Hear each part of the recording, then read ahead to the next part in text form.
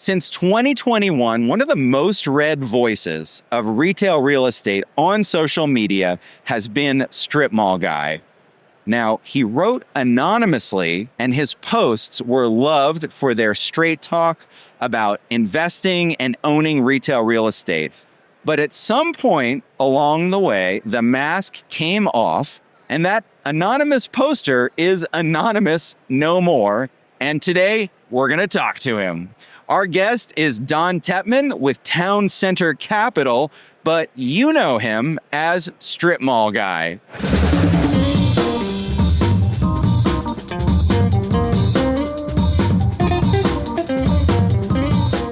Live from Las Vegas, it's Where We Buy. You're listening to Where We Buy. It's the show where we talk with retail experts and visit the places where we buy. My name is James Cook. And I'm Keisha Virtue. And we both research retail and real estate for JLL. Welcome, Don. Thank you for having me. Wow, this is a pleasure. I remember walking by this booth many times over the years, and I'm like, one day it'd be amazing to actually be sitting here, and here I am. And thank you guys so much. And it truly means a lot. Well, it means a lot that you would come on this show because you are now something of, in our world, something of a social media. No, beyond social media now. You're a bit of a voice, a bit of a celebrity. What's that like? Yeah, it's strange, right? Because I spent the first 20 years of my career, looking for strip mall deals and trying to do right by my LPs and focused on that. And then the social media thing really happened by accident. And so it's something that I have to get used to. I don't know if I ever will. I just feel like I'm just someone who's just sharing their knowledge openly, and it's leading to some doors that I never thought would open to me. So it's been a wild ride, but really came as a surprise. Don, I really enjoy your posts. Sometimes I try to figure out how do you come up with some of this content. For instance, you have a post about like the terms that we use in real estate and kind of like the actual translation of what it means. Yeah. So like listed by, seller, and then it's like listed by Eagle or something like that. That was really, really funny and really, really true when you really come down to it. So how do you come up with some of this inspiration for what you post? Yeah, I don't spend time like stopping and thinking about what to post. That would be way too much work. It really is based on what's coming to mind as my day goes on. And so just in the course of transacting, we're buying, we're selling, we're leasing, we do property management in-house. And, whenever I think of something interesting or I see something interesting, I say, maybe the audience will also like it. And so I'm just in a way just sharing my day and my thoughts. Nice.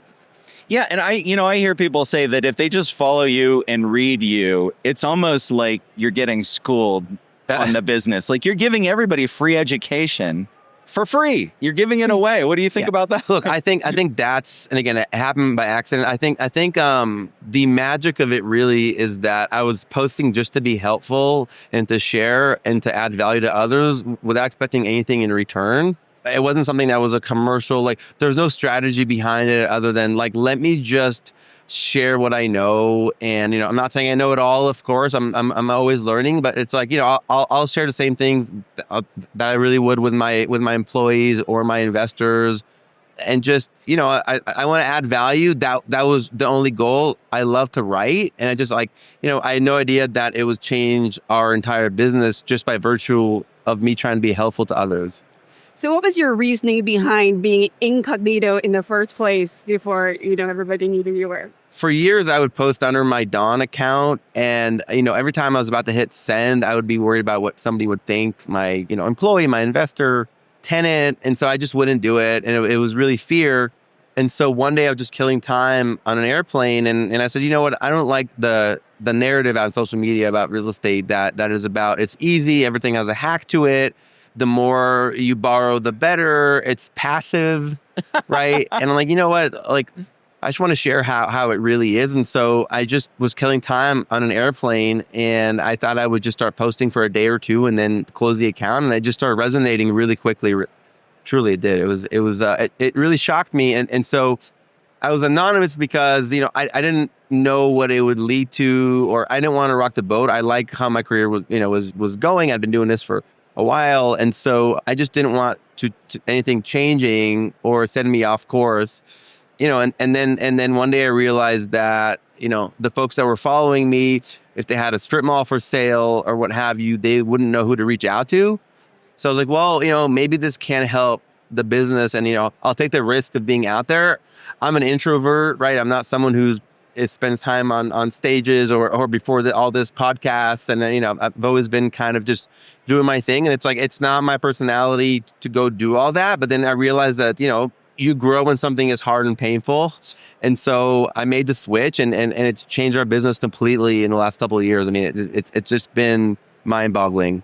So the decision to unmask yourself, did it take time, or did you just off the cuff just one day say, okay, now I'm doing it? No, I was adamantly never going to come out publicly as far as who I am. I just I didn't know what that world looked like for me. I knew that it was a one-way street, but what happened was I started realizing that it could be a deal flow vehicle, and deal flow is the hardest part of the real estate business. I think finding the next deal is what's ever always kept me up at night.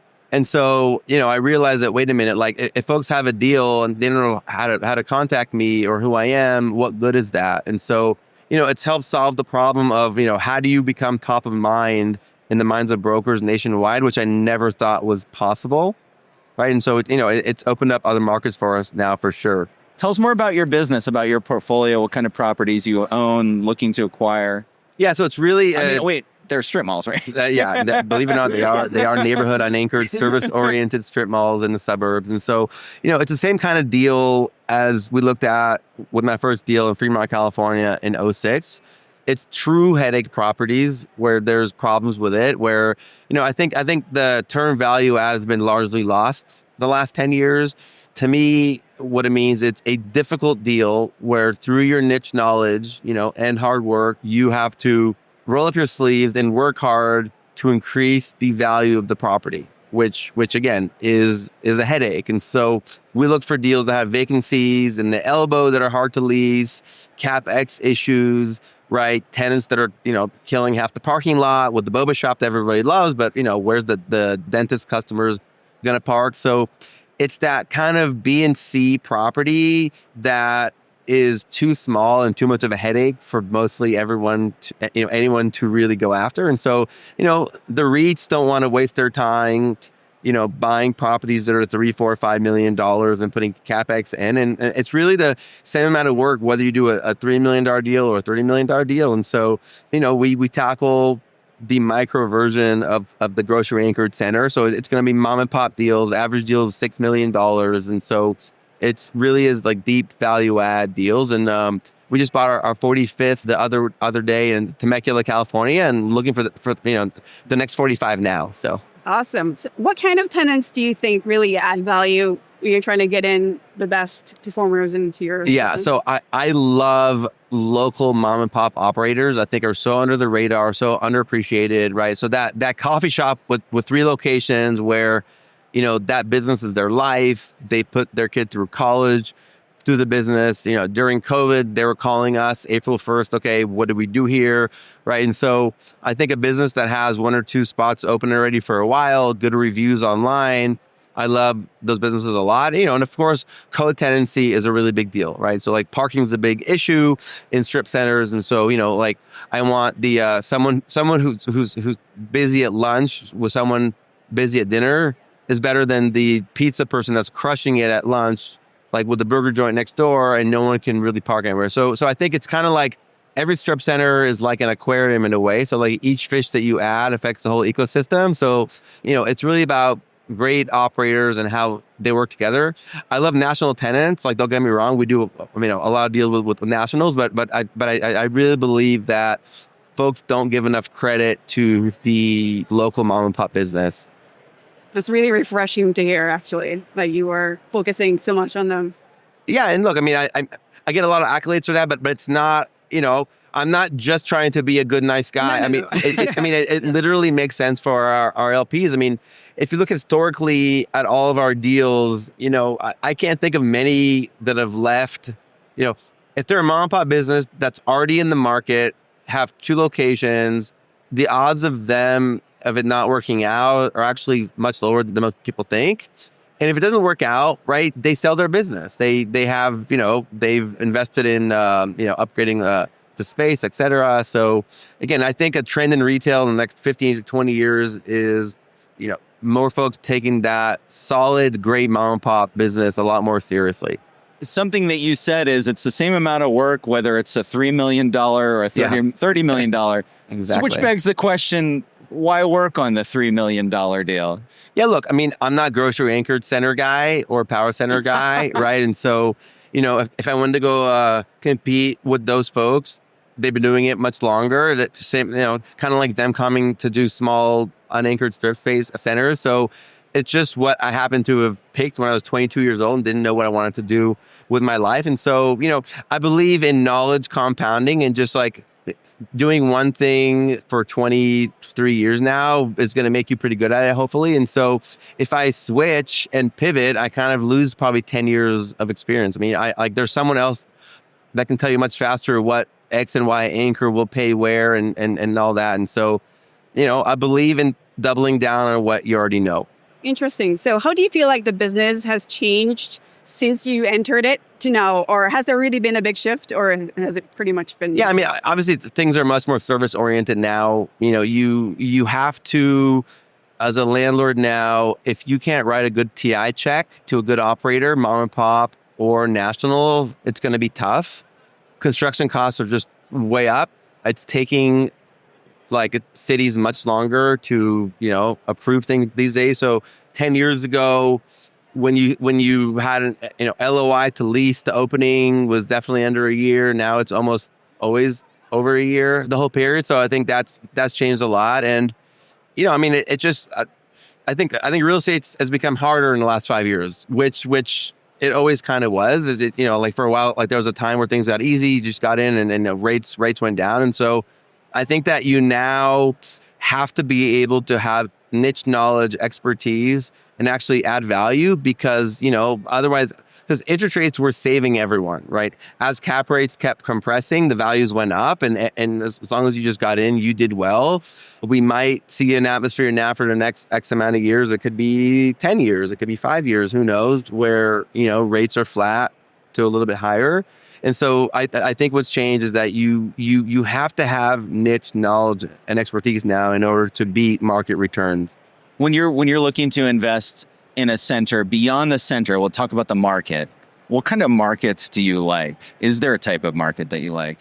No, so I think that's changed a lot. I think that the narrative of, hey, really, really know your market, I think is very old school. I think if you really know your niche very, very well, it applies everywhere. And these days with Google Earth wasn't around 20 years ago, whatever it is. So it's now, your market is now open to folks across the country. So there's too much capital chasing too few deals to focus on one market now. And so for us, with the StripMallGuy brand, right? I mean, so we focus on brokers, and we want to do deals anywhere they come up. So it's I don't believe in creating rules for why you're not buying a deal. If the deal's middle of nowhere and it's a great deal, I'm not going to say, I don't want to pursue that opportunity. And so it's definitely more the individual deal than the market. I mean, we bought a deal in Crown Point, Indiana in the last couple of years, which I'd never heard of Crown Point, but it's looking like one of our better deals ever. And so it's really about, if someone wants to give you an opportunity, the market's too hard not to take it. Yeah. Well, it's funny. It's these big institutional investors, they spend all this time coming up with a thesis. Yeah. We're looking for blah, blah, blah markets that have this kind of industry and this, and it's just about the deal. Let me see the deal. Yeah, look, I think that they are looking for more, a lot of base hit deals, which their LPs want and are happy with. I mean, they look for cash flow and yield. I buy based on price per foot, not based on yield. And so it's just a different game. I mean, they have a lot of assets under management and scale, and they're really great at what they do. They buy great deals that are stabilized. And so, for them, their investors like to see demographics, traffic counts. A lot of them are hold forever. We're also buy and sell, right? And so when you're buy and sell, you're less worried about what that market is going to do over the next 20 and 30 years. And so, I don't think that the way that they do it is wrong. It's just different than how we look at it. I don't know if you mentioned this. How did you originally get into strip centers? It was a fluke, right? I went to school at Santa Clara University in the Bay Area. Started college in '99. That was when the whole .com thing was going on. So everyone in their dorm room had a business, tech startup, myself as well. College Elite, it was called. Okay, wait, just pause for a second. Was that apparel? Was that no? It was actually an intern recruiting platform. So like eBay and Schwab and these companies, instead of going to college campuses to recruit, they would come to us. We would just pre-screen candidates on campuses around the West Coast based on our friends that were going to those schools. And then so if they wanted 5 marketing majors or engineers, they would just come to us and we would pre-screen a pool of top students. So we were raising money and all this stuff. And so when layoffs started, obviously like the whole .com thing burst. I thought I was going to go, do tech my whole life. And then in '02, when I graduated, I tried to get a job at Google, didn't happen. And then someone I knew got me an interview with a broker that just does a local mom and pop strip centers in San Jose, California. And so, my job was to just take leasing calls. The gentleman had 70 shopping centers that he would get sign calls on, and I would just naively, that nail salon would call and there wouldn't be a fit, but I would say, let me represent you, which nobody does because there's no money in it. But in doing that, I started understanding how a mom and pop business looks at site selection, how much rent they can pay and where.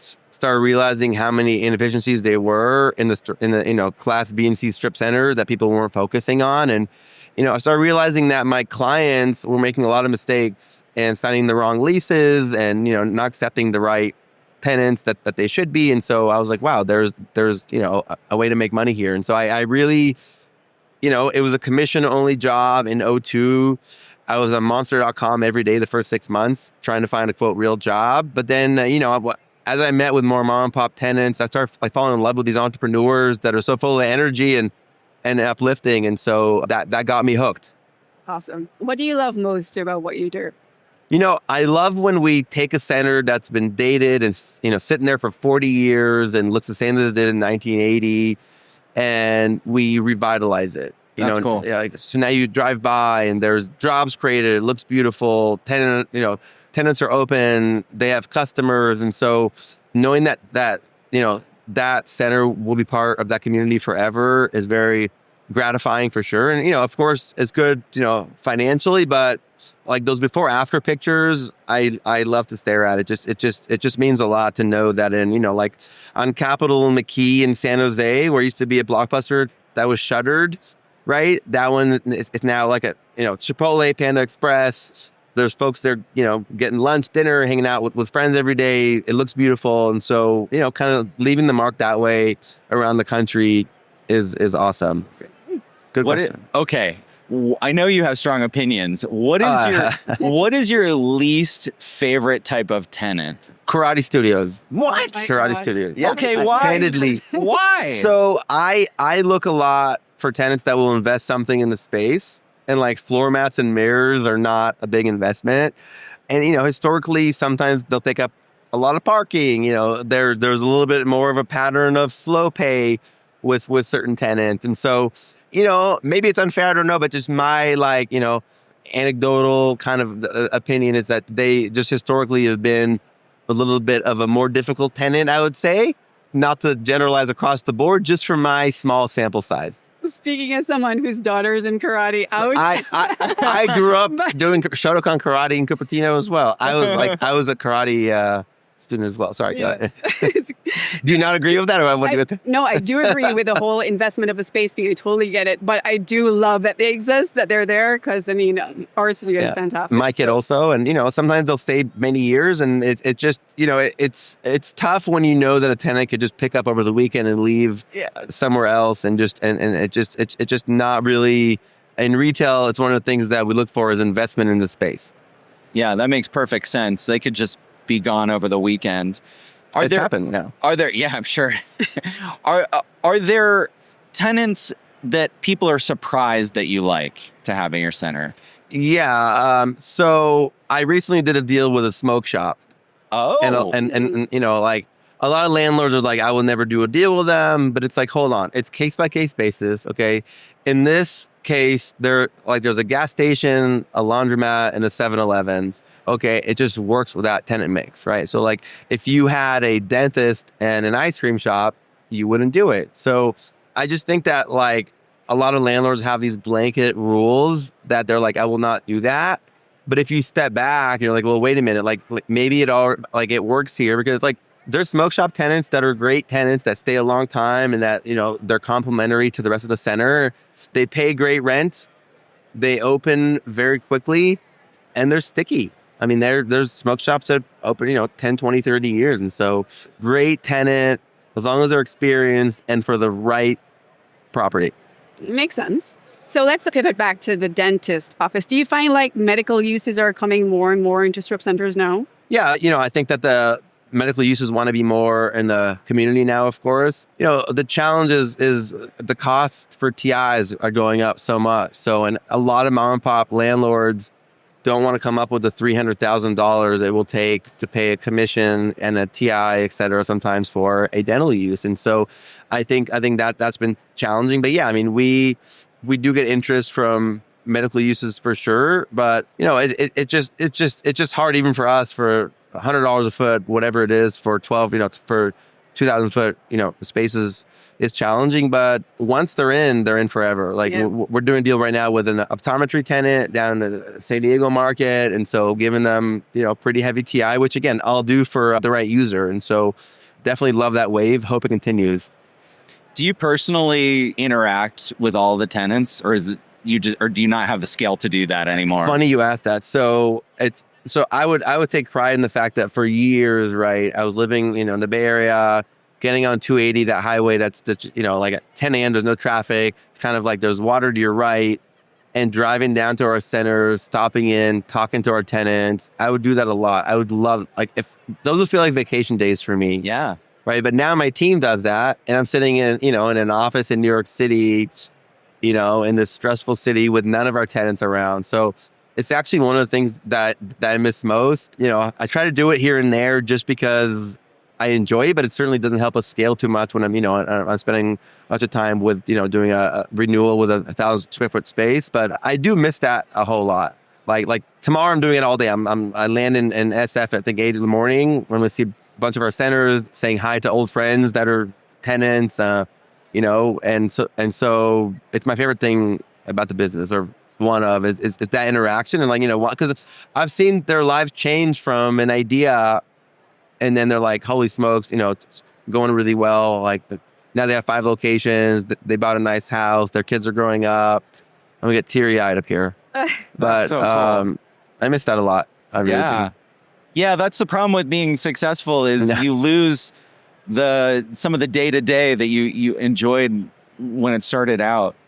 It's true. I mean, it's hard to scale, but it's funny. Like when I speak to other folks that own funds that are larger than mine, a lot of them started doing what I was doing, one-off deals, deal by deal here and there. And all of them, a lot of them off the record will say, man, I wish I was doing, one market again, my own properties where I can know the tenants, because now I get to our properties, I don't even know the tenants. They don't even know that I'm involved, which is fine. I mean, you again can't scale otherwise, but it's a double-edged sword, I guess. Yeah. And you worry about losing, what got you, like being in touch is giving you all that intelligence. Yeah. But you've got people who do that too. And now I kind of, obsessively daily talk to our folks about, okay, like, who are you talking to? Like I had Andrew on my team was down on our property in El Cajon in San Diego market on Friday. And so I called him probably 10 times during the day. Who'd you talk to? What did they say? How are the new awnings? How's the parking lot? How's the, Taqueria's business? And then, had him send me this like overview of everything. So it's like, I like to know what's going on. Eventually that's going to be harder to kind of stay on top of, but I definitely like to keep my finger on the pulse of, each tenant, how they're doing, what they're saying and all that. So makes sense. So let's pivot back to StripMallGuy. Yeah. What was your most engaged post that just got a whole lot? The dry cleaner post. People bring up all the time because dry cleaners, unfortunately, probably kill half of our deals in the business. Really? Yeah. I mean, look, most old strip centers that need to be rehabbed that we buy have in the last 60 years had a dry cleaner at some point. The problem is if it was a plant, and someone spilled a shot glass worth of PCE chemical on the ground, it goes through the cracks in the floor, into the ground, down to the water table, and all over the neighborhood, literally. And then it evaporates by going up through the soil again, through the cracks in the slab. And the folks that are inside of the strip center, those tenants, are now breathing in those fumes. And it's more for the risk for the employees than tenants. But I had, doctors reach out and say, I read your post. There are so many cases of this and that cancer that I swear I attribute to that. It's employees of whatever. And so, it's really a problem in our business. And, I think that the way things are right now, the owners who have had a property that was a plant, they cannot sell their property. Banks will obviously not lend on them. It's a multi-million-dollar problem. So they kind of keep it under the radar. And so because once the authorities get involved and are made aware, they basically make you try to clean it, which is millions of dollars, et cetera, which I get.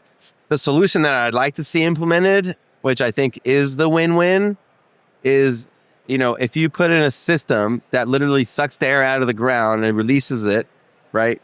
Kind of like radiant gas, right? It doesn't clean up the site, but it takes the risk away from the folks inside. So if there's a safe harbor program where landlords can opt in and, as long as they put this, vapor extraction system in place that took the risk away, they should be immune to having to clean it. If we did that, many owners would do that and then sell their properties. They get rehabbed. Banks might lend on them.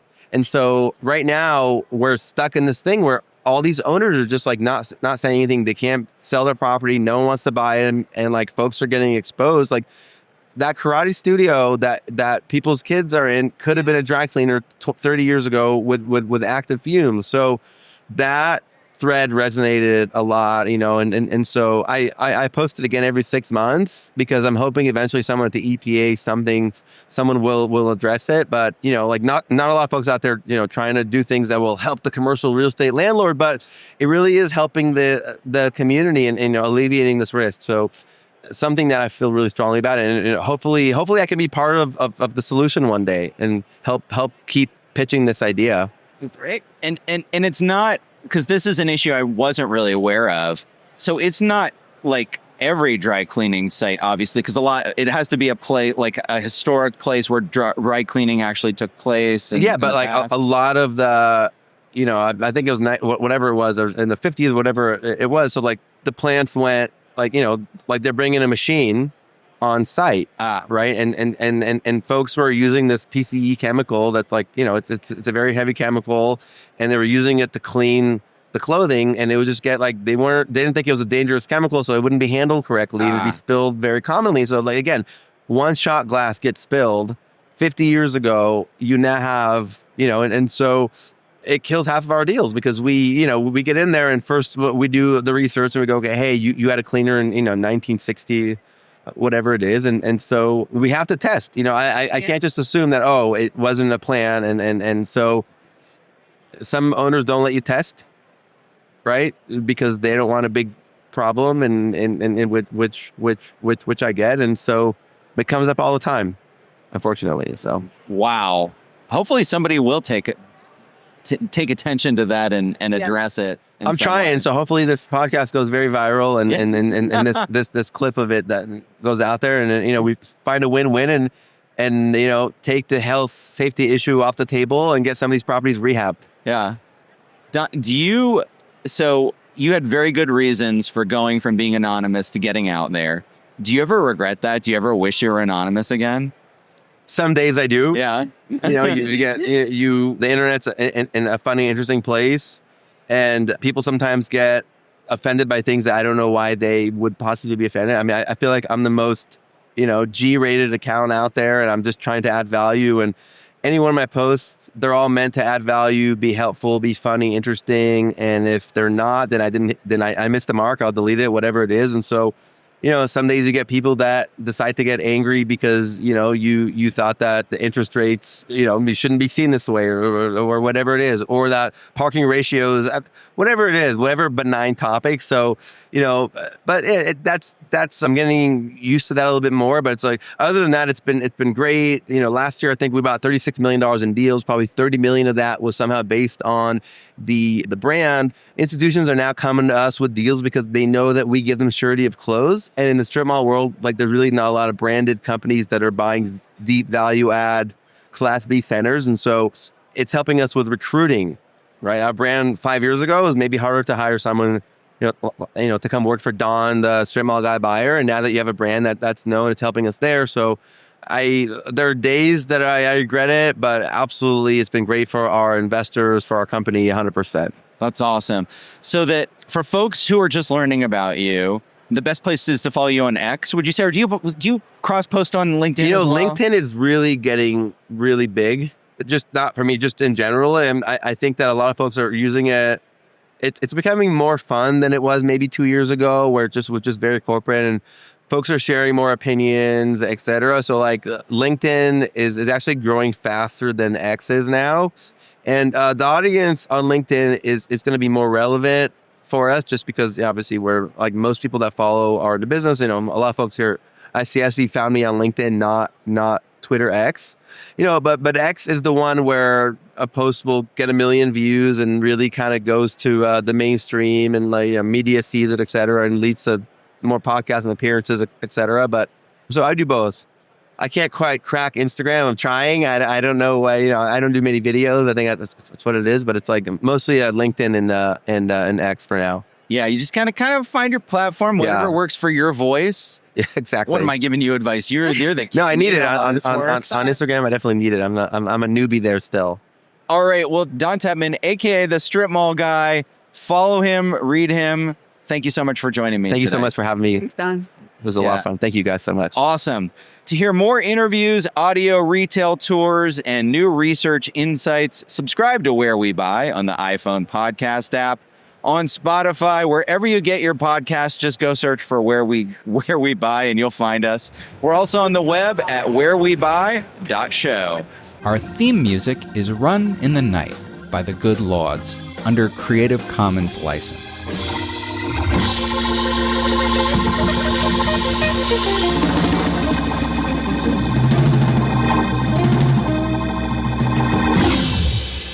And that's a wrap. Awesome. Thank you so much.